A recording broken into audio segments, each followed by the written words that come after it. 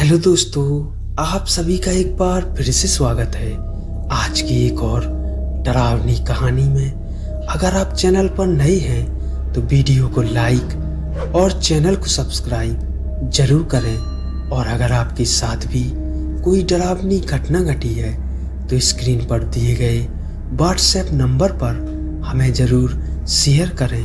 तो चलिए कहानी शुरू करते हैं। हवेली में भूत। सितारों से चमकती रात थी। गांव के किनारे एक पुरानी हवेली का साया डोल रहा था। जिंदगी के शोर से दूर वहां एक अजीब सा माहौल बसा हुआ था, जिसने गांव वालों में भय और रहस्य की बातें फैला दी थी।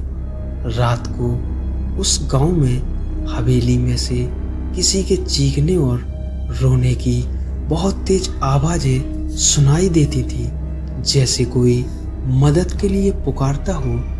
गांव के लोग उस रास्ते से भी जाने के लिए डरते थे। तब गांव के युवक विवेक और उसके दोस्त हर्ष ने मिलकर निर्णय लिया कि वे हवेली में रात बिताएंगे और उसकी रहस्यमयी कहानी को सुलझाने का प्रयास करेंगे।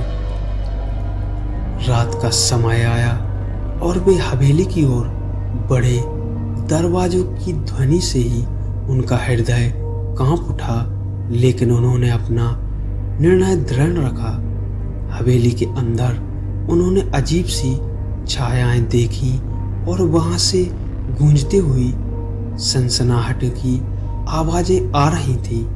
विवेक और हर्ष ने धीरे धीरे एक कमरे की ओर कदम बढ़ाए। वहां कुछ पुराने बर्तन पड़े थे।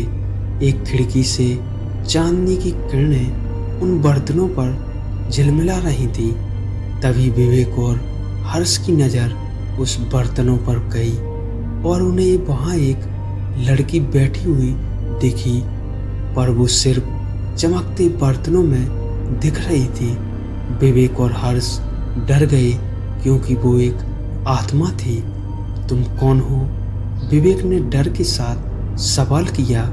उन बर्तनों से आवाज आई, मैं एक विधवा महिला हूँ जिसे यहाँ छोड़ दिया गया है और मेरा नाम मनीषा है। विवेक और हर्ष की आंखों में आश्चर्य छाया, लेकिन वे आगे बढ़े और मनीषा के साथ बातचीत करने लगे। उन्होंने सुना कि मनीषा को यहाँ छोड़ा गया था जब वह बच्ची थी, तभी उसकी शादी कर दी गई थी और शादी के अगले दिन उसके पति की सड़क हादसे में मौत हो गई थी। तो उसके ससुराल वालों ने उसे उसकी मौत का कारण समझा, तो उसे बहुत मारा और बुरी हालत में इस हवेली में बंद कर दिया था। पूरे शरीर पर घाव थे, खून बहे जा रहा था। इतनी बुरी हालत करके उसे उस हवेली में जिंदा बंद कर गए थे। वो 2-3 दिन तक ऐसी ही भूखी प्यासी तड़प तड़प कर मर गई थी। मेरी मदद करो, मनीषा ने रोते हुए कहा। मेरी मदद करो, मेरी आत्मा को शांति दिला दो। मैं बहुत सालों से इस हवेली में भटक रही हूँ।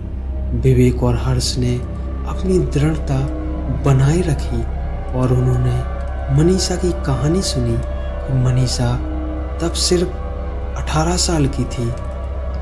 इतनी छोटी उम्र में इतना बुरा हुआ, दोनों की आंखों में आंसू आ गए थे।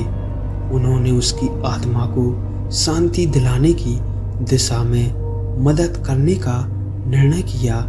मनीषा के मार्गदर्शन में विवेक और हर्ष ने विशेष रीति रिवाज के साथ हवेली में पूजा की और मनीषा की आत्मा को शांति दिलाई।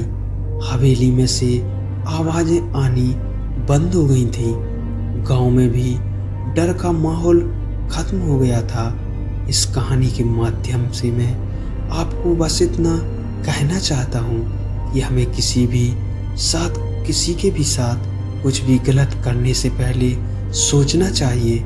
उस छोटी सी लड़की की उम्र सिर्फ 18 साल की थी। उसकी शादी कर देना क्या सही था? और उसके पति की मौत सड़क हादसे में हुई, उसमें उस लड़की का क्या दोष था जो उसके साथ इतना बुरा हुआ? दोस्तों, यह छोटी सी कहानी आपको कैसी लगी कमेंट में हमें ज़रूर बताएं और वीडियो को लाइक और चैनल को सब्सक्राइब ज़रूर करें। धन्यवाद।